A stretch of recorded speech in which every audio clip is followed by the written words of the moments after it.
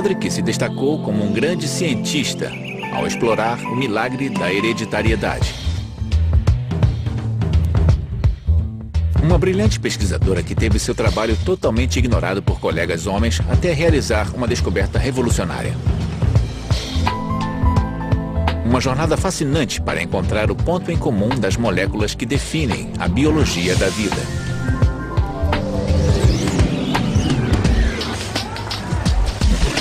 Um esforço científico sem precedentes de pessoas determinadas a esclarecer o mistério do que nos torna humanos. Estas são as grandes descobertas da história da genética.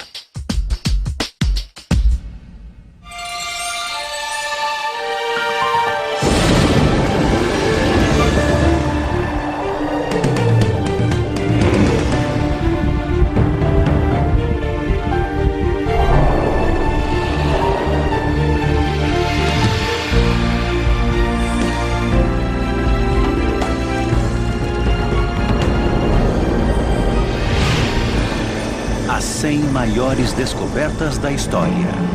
Genética. Há quase 50 anos, este homem descobriu que eu sou irmão dele. Bill, essa não é uma das grandes descobertas. Não, é uma piada. Ah, uma piada. Jesus. Não, Jesus não. Genes. Quando somos concebidos, nós herdamos as características genéticas de nossos pais. Mas como essas características são transmitidas de uma geração para outra? Esta é nossa primeira grande descoberta. Leis da hereditariedade. Em meados do século XIX, um monge da ordem de Santo Agostinho chamado Gregor Mendel analisou a questão da herança biológica com uma série de experimentos. Mendel possuía uma mente naturalmente investigadora e um profundo amor pela natureza. Seus interesses científicos incluíam pesquisas sobre plantas, meteorologia e teorias da evolução. Trabalhando em um mosteiro onde hoje é a atual República Tcheca, Mendel começou a cruzar diferentes variedades de ervilhas e a observar as características transmitidas. E por que ervilhas? Não porque era mais divertido. Mendel percebeu que, ao cruzar uma semente redonda com uma enrugada, o resultado era uma ervilha redonda, e não uma mistura das duas características, como ele esperava. Mas ao cruzar essa ervilha redonda descendente, a combinação aparecia, e a segunda geração apresentava tanto sementes redondas como enrugadas. Ele continuou a fazer experiências tentando compreender que tipo de mecanismo biológico faria com que certas características desaparecessem na primeira geração e reaparecessem na segunda. Um dia, Mendel contou o número de ervilhas da segunda geração que apresentavam a característica das rugas. Exatamente 1/4 das ervilhas eram enrugadas. O que Mendel observou em seus experimentos foi o fenômeno biológico que hoje conhecemos como dominância e segregação. Só que Mendel ainda não sabia. Então, seus experimentos produziram fatos tão curiosos que, segundo ele, era impossível não perceber. Não importava como ele cruzava as diversas variedades de ervilhas, as características ocultas apareciam, mas apenas em 1/4 da segunda geração. Mendel foi um pioneiro. Pela primeira vez, ele pôde demonstrar que os traços de gerações sucessivas eram herdados em certas proporções numéricas. Em outras palavras, eram leis fixas da natureza que governavam a hereditariedade. Ao compreender a ideia, Mendel realizou a primeira grande descoberta da ciência genética. Cada característica herdada é decidida por um par do que ele chamou de fatores. Ele disse que cada pai contribui com um fator para cada característica. Certos fatores são dominantes e outros são recessivos, dependendo da combinação de fatores que a prole irá herdar. Os fatores de Mendel denominam-se genes. O termo traço mendeliano é usado para descrever uma característica gerada por um único gene e que às vezes reaparece em 1/4 dos descendentes. Esta característica pode ser inofensiva, como sardas ou a habilidade de enrolar a língua. Mas também pode provocar doenças sérias, como a fibrose cística ou a doença de Tay-Sachs. E tudo isso veio do trabalho de um único homem com uma simples ervilha. E experimentos com outras espécies comuns produziram nossa próxima grande descoberta. Os genes estão localizados nos cromossomos. Esta é a Drosophila melanogaster, a mosca da fruta comum. Seu papel na pesquisa genética continua importante hoje como era há mais de um século.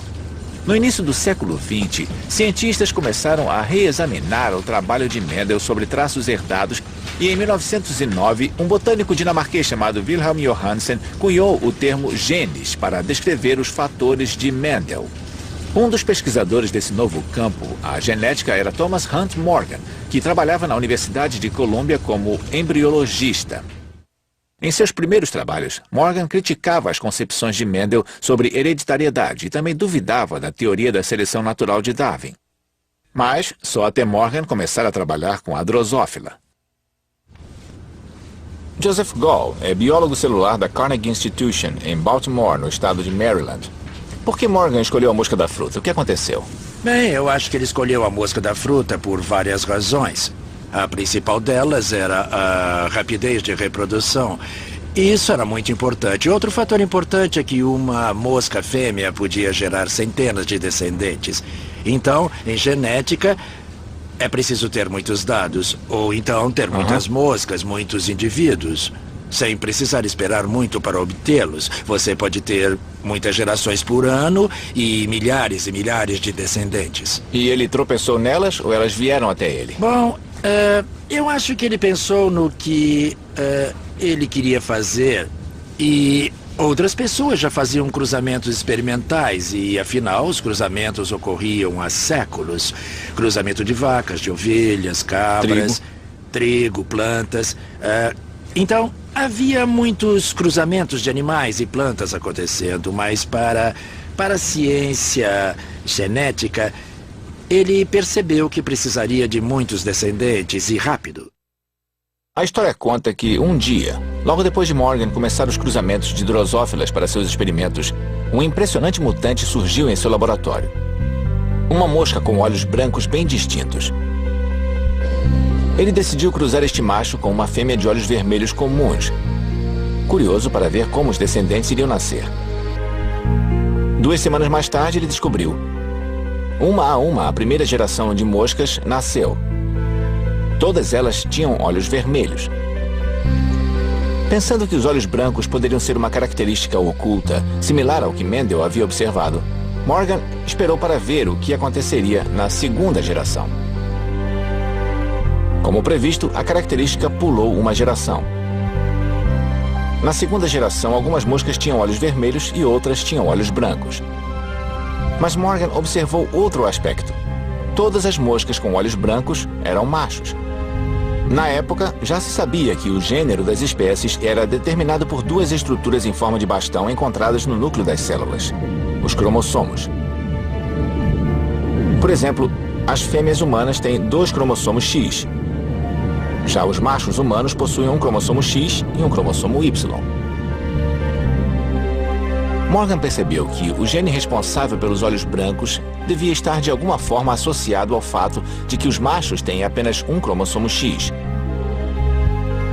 Isso significava que nas fêmeas, o gene responsável pelos olhos vermelhos em um dos cromossomos X poderia estar se sobrepondo ao gene dos olhos brancos no outro cromossomo. Para provar esta hipótese, Morgan cruzou milhares de moscas da fruta e estudou os traços herdados.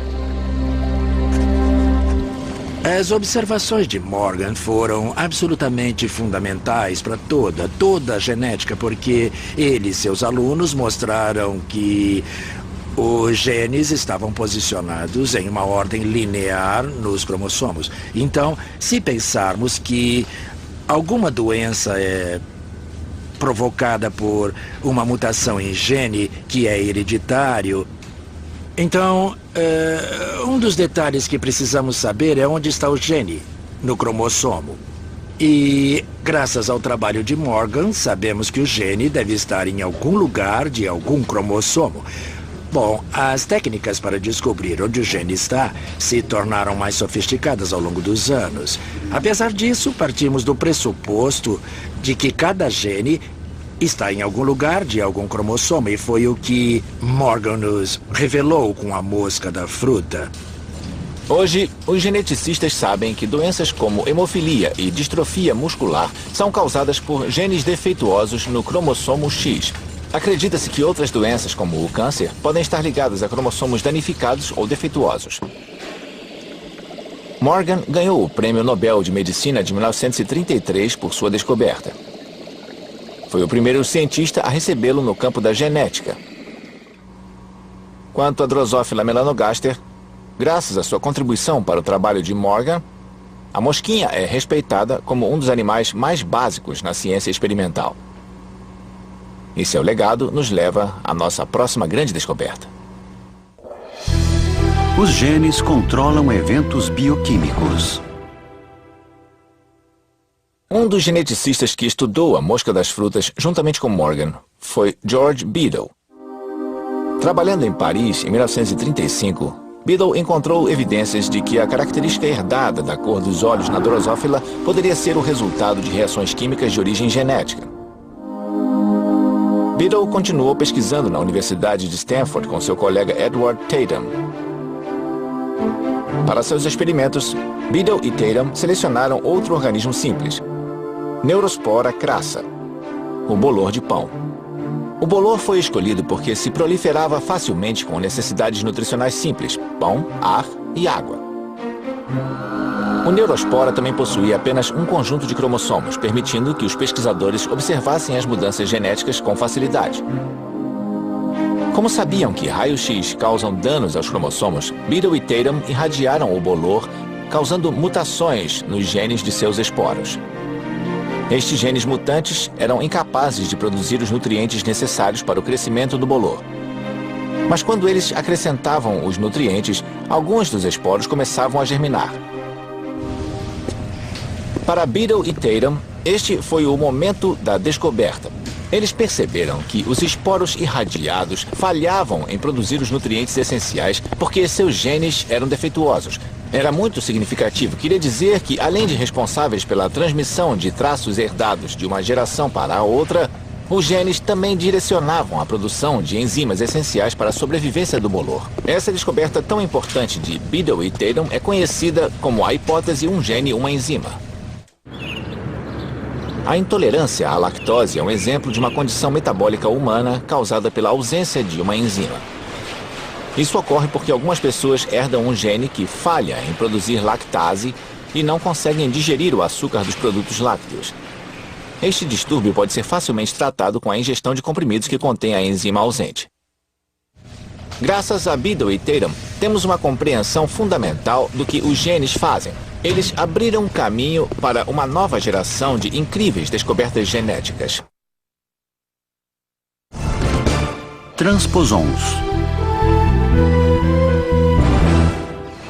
Até agora, vimos como os genes são transmitidos, onde se localizam e como funcionam. Mas nossa próxima grande descoberta revelou uma nova surpresa sobre o que os genes podem fazer. E veio de uma fonte surpreendente. Conheça Barbara McClintock, uma mulher que se tornou uma das cientistas mais proeminentes do século XX. Para saber mais sobre McClintock, conversei com David Kirk, professor de biologia da Universidade de Washington, em St. Louis, no Missouri. Há muitas coisas que eu gostaria de perguntar, mas vamos começar com Barbara McClintock. Uma cientista fabulosa. É mesmo? Uma das melhores Ela do mundo. enfrentou muitos desafios, não é? Ah, com certeza. Em parte por ela ser brilhante demais em seu meio e também ter uma mente muito rápida. Ela sempre foi membro da academia, mas nunca lhe ofereceram um cargo acadêmico. Primeiro porque ela era uma mulher. E segundo porque, como ela era muito mais brilhante do que qualquer um de seus colegas homens, muitas pessoas a temiam. Temiam sua inteligência. Em 1942, desencantada com a estagnação de sua carreira em genética, uma área dominada por homens, McClintock foi trabalhar no laboratório Cold Spring Harbor, em Nova York. Foi então que ela fez história. Trabalhando sozinha, ela decidiu estudar a genética do milho. Ela apresentava um interesse especial pelo mecanismo genético responsável pelo desenho singular dos grãos coloridos. Enquanto os estudava, McClintock começou a notar uma correlação entre a cor de um grão e a quebra que ocorria em um de seus cromossomos. As cores dos grãos correspondiam ao local onde se dava a quebra do cromossomo. Uma quebra no cromossomo ocorria, ela disse, quando um gene randomicamente saltava ou era transposto de um cromossomo para outro. Quando isso acontecia, se interrompia a atividade dos outros genes responsáveis pela produção do pigmento do grão. Naquela época, todo mundo pensava que os cromossomos e genes eram coisas muito estáveis, que apenas eram transmitidos de geração a geração. Ela descobriu que certos genes que estava tentando localizar nos cromossomos estavam em posições diferentes, em ocasiões diferentes. Em um pé de milho, ele estava em uma posição nos cromossomos. Em outro pé de milho, estava em uma outra posição diferente. Em uma terceira planta, ele podia estar em uma terceira posição. Como podia ser? Um único gene em lugares diferentes e plantas diferentes? Ela teve a percepção de que estes genes estavam saltando, indo de um lugar para outro, e isso foi uma coisa sem precedentes na época. Ela foi a primeira pessoa a ver o tipo de detalhe que está presente em cada cromossomo. Literalmente a primeira pessoa. Comparando a estrutura do cromossomo que havia visto em uma parte da planta com a aparência do grão de onde vinha a planta e a própria planta crescendo, ela começou a fazer essa associação contínua entre a estrutura cromossômica e o comportamento e desenvolvimento da planta.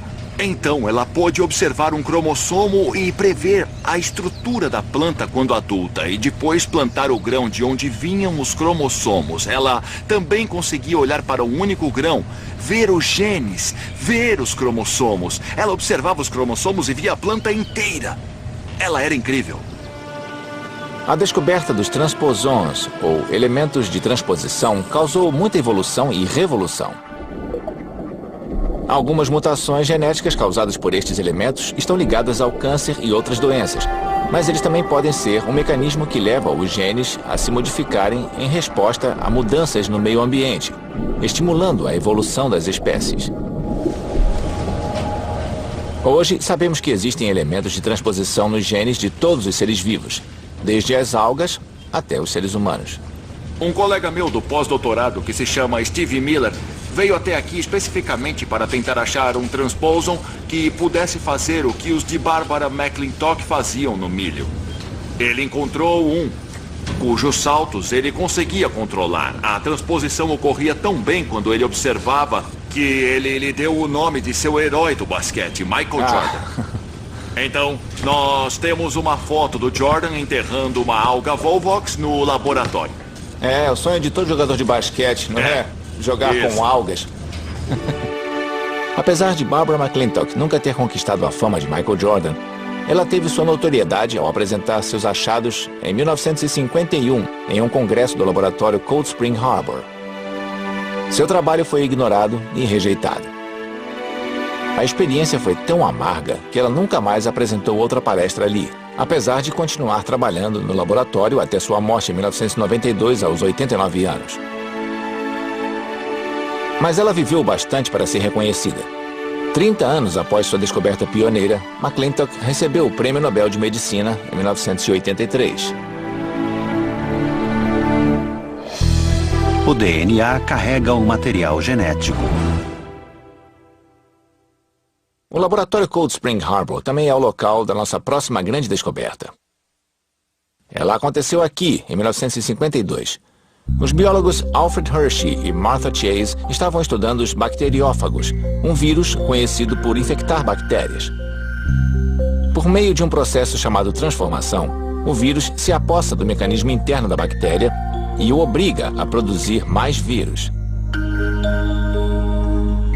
Os bacteriófagos consistem em dois componentes simples, uma capa proteica e, dentro dela, uma misteriosa substância que os cientistas conhecem há algumas décadas, chamada ácido desoxirribonucleico, ou DNA. Hershey e Chase queriam saber se era a proteína ou o DNA do vírus que carregava a informação genética. Usando duas substâncias radioativas, eles marcaram a proteína em um grupo de bacteriófagos e o DNA em um outro grupo.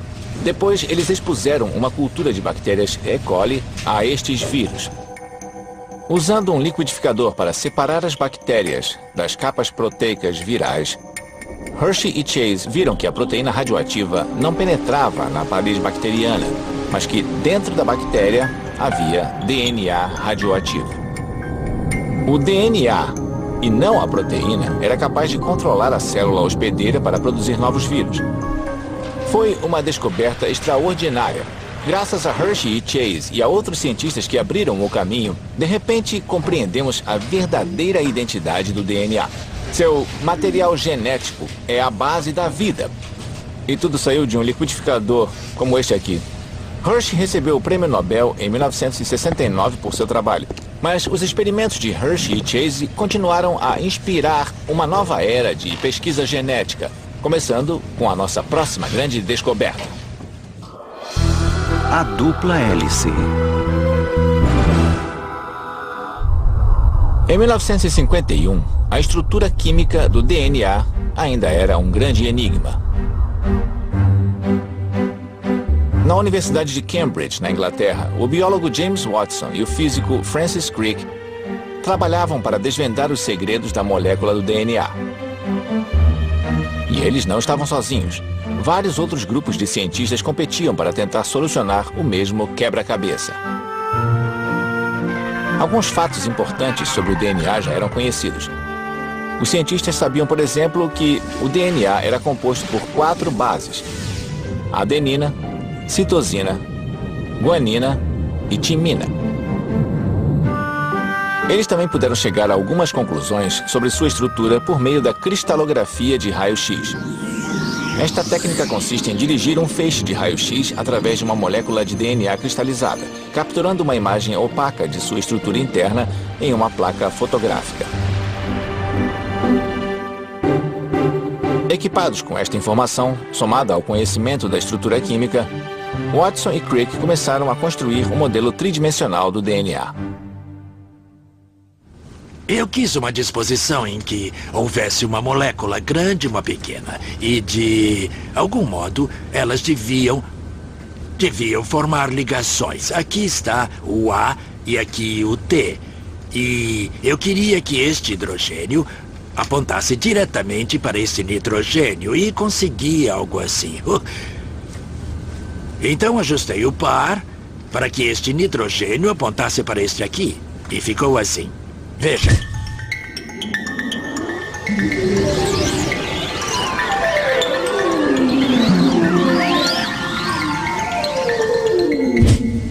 Hoje, você pode comprar um kit e montar a estrutura que o Watson e Crick construíram. Mas nós estamos nos adiantando. Watson e Crick precisavam de mais dados. Com a ajuda do físico Maurice Wilkins, eles tiveram acesso a uma imagem de raio-x de uma molécula de DNA tirada por sua colega de pesquisa. Seu nome era Rosalind Franklin. Sem o conhecimento dela, Watson e Crick usaram os dados daquela imagem de raio-x e conseguiram completar seu modelo. Numa edição de 1953 da revista Nature, Watson e Crick revelaram sua incrível descoberta ao mundo. Seu modelo demonstrava que a molécula de DNA era uma dupla hélice. Os filamentos gêmeos eram compostos por pares de 4 bases conhecidas, interligadas por ligações de hidrogênio. Toda a estrutura serpenteava como uma escada em caracol e era capaz de se separar facilmente, fazendo cópias de si mesma com a mesma informação genética codificada. Watson e Crick haviam vencido a corrida. A descoberta da estrutura do DNA provocou uma revolução científica. Ela esclareceu as fundações moleculares e bioquímicas da vida de uma forma totalmente nova. Abriu portas para áreas de pesquisa em outras grandes descobertas que antes pareciam impossíveis. Para Watson e Crick, a descoberta da dupla hélice com a ajuda de Maurice Wilkins lhes valeu o Prêmio Nobel de 1962. E quanto à colega de Wilkins, Rosalind Franklin? Apesar de sua contribuição para a descoberta, ela não foi indicada ao Nobel de 62. As regras dizem que o prêmio só pode ser concedido a uma pessoa viva. Rosalind Franklin morreu em 1958 de câncer no ovário, provavelmente em decorrência da exposição aos raios-x. Bem-vindos ao meu mundo. Esta é uma entre os trilhões de células que compõem o meu corpo. Este material na célula chama-se citoplasma. Este aqui é o núcleo da célula. No interior da frágil membrana nuclear estão longos filamentos de DNA. Como vimos, o DNA contém as instruções genéticas que controlam as funções metabólicas e a hereditariedade.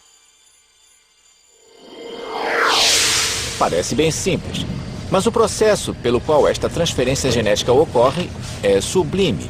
É a história da nossa próxima grande descoberta. RNA mensageiro.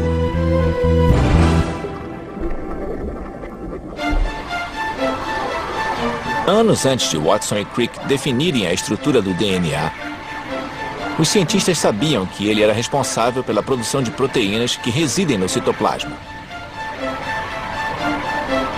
Mas ficavam intrigados pela forma como o DNA conseguia transferir sua informação genética para produzir proteínas através da parede do núcleo. A resposta ao enigma chegou por meio do trabalho coletivo de vários cientistas. E como em muitas descobertas, esta começou com uma suposição baseada em observação. Aqui podemos ver a produção de proteína de uma célula em vermelho. Os cientistas descobriram que as células com alta produção de proteína continham uma grande quantidade de RNA, uma substância similar ao DNA, mas com apenas um filamento, e não dois.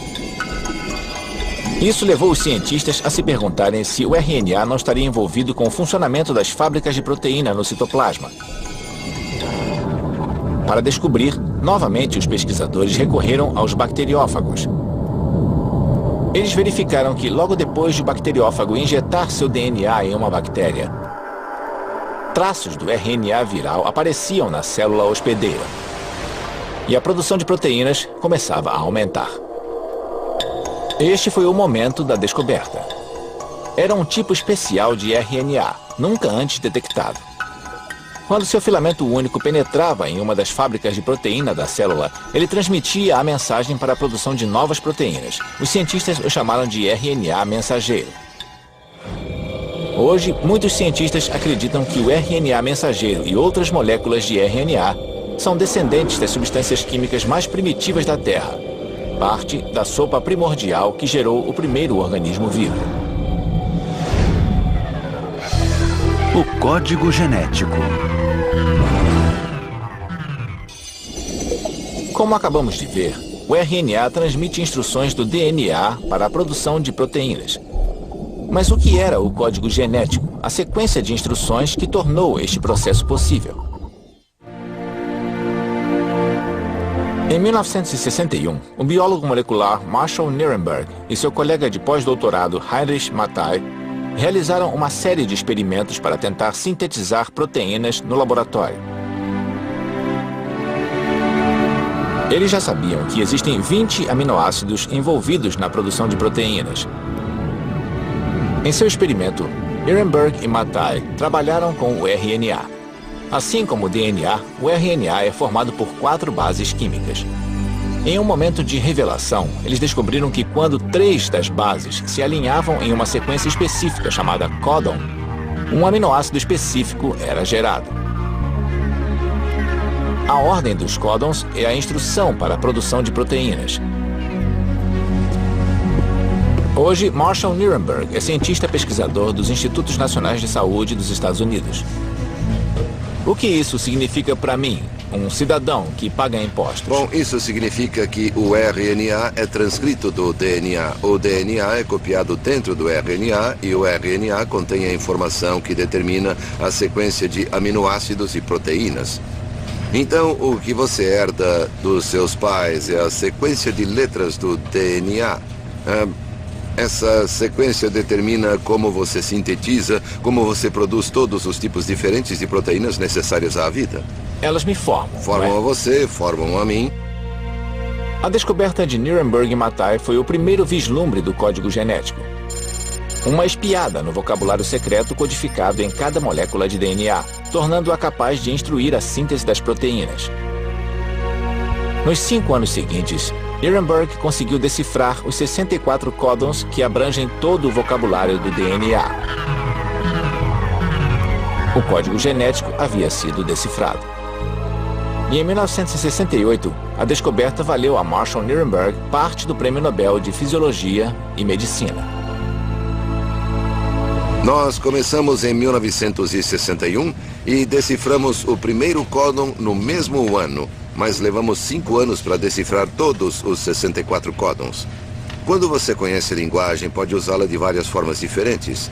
Podemos sintetizar RNA mensageiro ou DNA e podemos ler, podemos traduzir, decifrar o DNA e a sequência de bases no DNA. Todo o trabalho já realizado para decifrar o genoma humano e o genoma de outros organismos também. Tudo se baseia em conseguir traduzi-lo em proteína, aminoácidos e proteínas. E como foi fazer esta descoberta?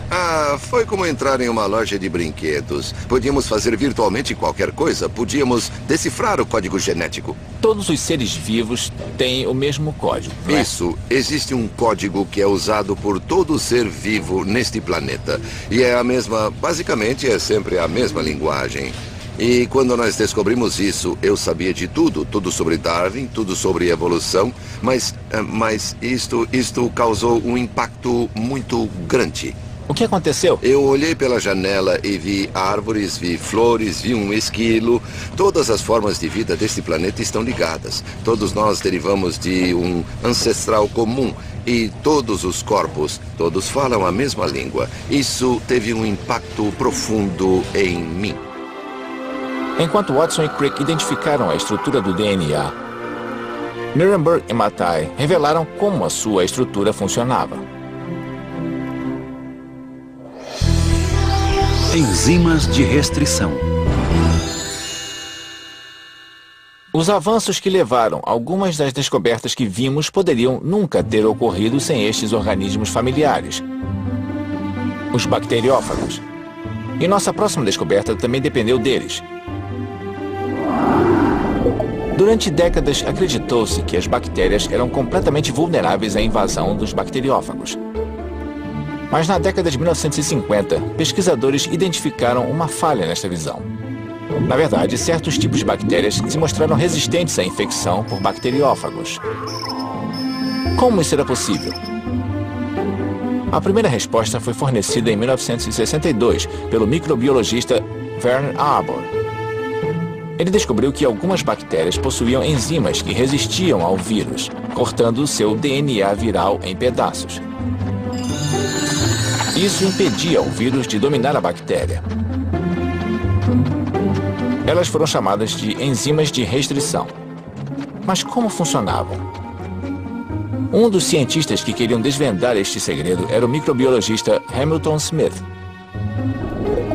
Em 1972, trabalhando em seu laboratório, Smith cultivava bactérias e bacteriófagos juntos quando percebeu que o DNA do vírus estava se rompendo. Smith agiu com rapidez. Ele purificou a enzima de restrição e depois identificou o local exato em que a enzima havia rompido o DNA. Foi o momento da revelação. Smith descobriu que a enzima continuava a cortar o DNA viral sempre no mesmo lugar. Ele havia descoberto a primeira enzima de restrição que agia no local específico. Com as enzimas de restrição, os cientistas agora contavam com um par de tesouras moleculares que podiam usar para cortar moléculas de DNA e virtualmente recriar a natureza. Isso foi muito importante. Hoje, a habilidade de manipular o DNA é uma das ferramentas básicas da engenharia genética, a chamada pesquisa de DNA recombinante. Desde a descoberta de Hamilton Smith, centenas de enzimas de restrição foram identificadas, e os cientistas estão usando DNA recombinante para um mundo de aplicações das quais dependemos. Desde a criação de medicamentos mais eficientes e baratos, até a produção de insulina humana para os milhões de diabéticos em todo o mundo que precisam de sua dose diária. Splicing alternativo do RNA. Com a descoberta do RNA mensageiro, os cientistas desvendaram o processo em que o DNA comunica instruções para a produção de proteínas no citoplasma. Durante décadas, eles acreditaram que neste processo, ativado por uma regra simples, as instruções eram codificadas de um gene no DNA para um tipo de RNA mensageiro que então produzia uma proteína. Mas na década de 1980, esta teoria foi contestada quando cientistas começaram a detectar algo novo. Genes que codificavam múltiplos RNAs mensageiros que então produziam múltiplas proteínas. Foi necessária uma combinação de esforços de vários cientistas para descobrir como isso era possível. Finalmente, eles obtiveram a resposta. Por meio de um processo chamado splicing alternativo, alguns genes são capazes de codificar mais de uma proteína. A descoberta do splicing alternativo foi importante, porque forneceu aos cientistas novos e valiosos insights sobre o papel do RNA na produção de proteínas, o que ajudou os pesquisadores a produzir avanços em uma vasta gama de aplicações biomédicas. Por exemplo, os cientistas utilizaram seu conhecimento em splicing alternativo para criar analgésicos mais eficientes. Alguns remédios são projetados para bloquear a produção de proteínas e enzimas geradas por splicings específicos, que regulam a dor no sistema nervoso. DNA mini-satélite. Londres, 1985. Um garoto chega de avião vindo de um país africano, Gana. O objetivo de sua visita? Reencontrar sua mãe. Mas os inspetores da alfândega ficam desconfiados. O passaporte do garoto parece ser falsificado. E não há provas de que a mulher em questão é realmente sua mãe. O governo britânico decide deportar o menino. Desesperada, a mulher recorre a um detetive. Seu nome? Alec Jeffries. Ele não é um detetive real, e sim um geneticista da Universidade de Leicester. Antes de saber o resto da história, vamos a alguns fatos. Na década de 80, os cientistas sabiam que a variação genética entre indivíduos era muito comum. Então começaram a relacionar a presença das chamadas variantes do DNA à presença de genes causadores de doenças em famílias grandes. Por exemplo, a doença de Huntington. E isso nos remete a Alec Jeffries. Em 1984, Jeffries descobriu uma coisa inédita. Era uma variante do DNA formada por sequências idênticas e curtas de DNA que se repetiam continuamente. Jeffries chamou essas sequências repetidas de DNA mini-satélite. E então ocorreu a descoberta revolucionária. Nós detectamos muitos pedaços de DNA e, pelo menos nos humanos, eles eram claramente variáveis, muito variáveis. Na verdade, descobrimos a primeira impressão digital do DNA. E foi aí que a ficha caiu. A descoberta de Jeffries fez história, quando lhe pediram que ajudasse a resolver o mistério do garoto de Gana. Pela primeira vez, a impressão digital do DNA foi colocada à prova. Jeffries comparou o DNA do garoto com o DNA da suposta mãe.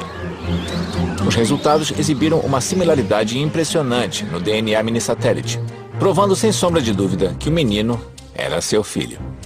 Eu estava lá quando disseram a ela: nós temos a prova do DNA, ela foi aceita, seu filho vai voltar e vai ficar com você.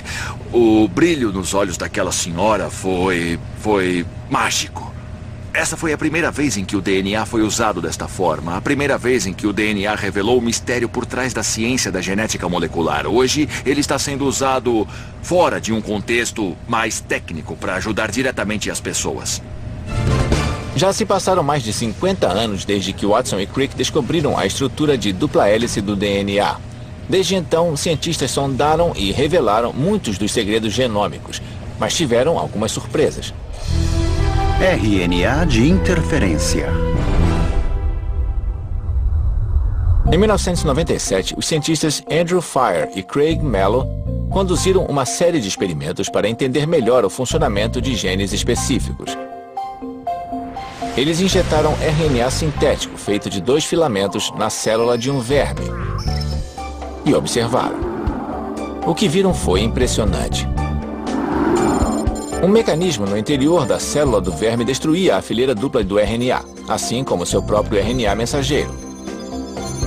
Na verdade, o gene responsável por codificar a produção de proteínas nas células havia sido desligado. Fire e Mello descobriram o que viria a ser conhecido como RNA de interferência. Hoje, Andrew Fire é geneticista na Universidade de Stanford. Nós fizemos alguns experimentos em que injetamos RNA esperando que algumas coisas acontecessem, coisas específicas. Injetando com uma pequena... Com uma agulha pequena dentro de um verme. No nosso caso, apesar de experimentos similares utilizarem diversos outros sistemas. Quando você vê uma situação em que o RNA entra lá e é desativado, não é tão surpreendente, mas não se sabe o que ocorre depois. No caso, ele também desativou uma das células de seus próprios genes. Essa foi a surpresa que apareceu no início dos anos 90. A descoberta do RNA de interferência foi um marco. Ela forneceu aos cientistas uma nova tecnologia potencialmente poderosa. O que o RNA de interferência significa para o futuro? Quais são as aplicações dele? A primeira é realmente compreender esse novo mecanismo biológico. E o que silencia os genes? O que ativa e desativa os genes. A segunda é poder ter um aspecto geral do que os genes fazem. Observar a função do gene usando esse tipo de mecanismo. E a terceira seria um tipo de santo graal da genética. Podemos usar a descoberta de modo terapêutico? Podemos curar doenças, resolver talvez? interferências presentes? Curamos com ele? Nesse sentido, o ideal seria pegar um distúrbio em que as pessoas adoecem porque há um gene fora de controle. Uma doença genética. Uma doença genética, o que inclui vírus, inclui tumores e também certas doenças genéticas. A pergunta é, bem, podemos desativar aquele gene?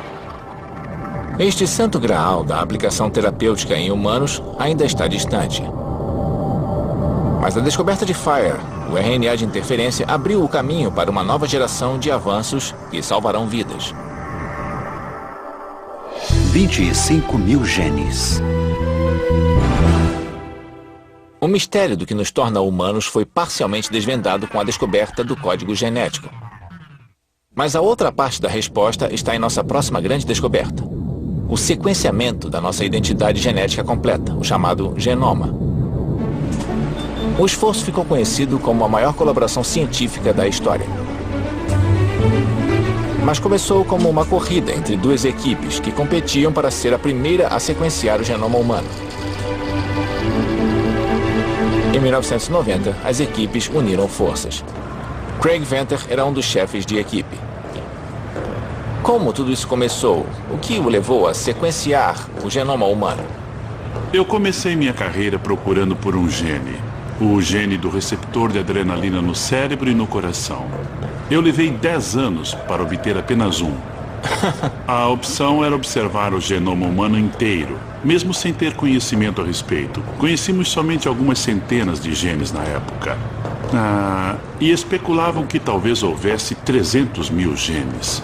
Era a informação mais importante de toda a humanidade. E nós não sabíamos nada sobre ela. Em junho de 2000, as duas equipes estavam prontas para fazer história. O dia de hoje é um marco histórico, nos 100 mil anos da história da humanidade. Anunciamos pela primeira vez que nossa espécie pode ler as letras químicas do nosso código genético. Então, o que você descobriu? Bom, a primeira coisa que descobrimos é que havia apenas uma pequena fração dos genes que alguns cientistas previam. Em vez de 300 mil, encontramos 26 mil. Então percebemos que a diferença entre dois humanos é consideravelmente baixa. Somos quase idênticos uns aos outros.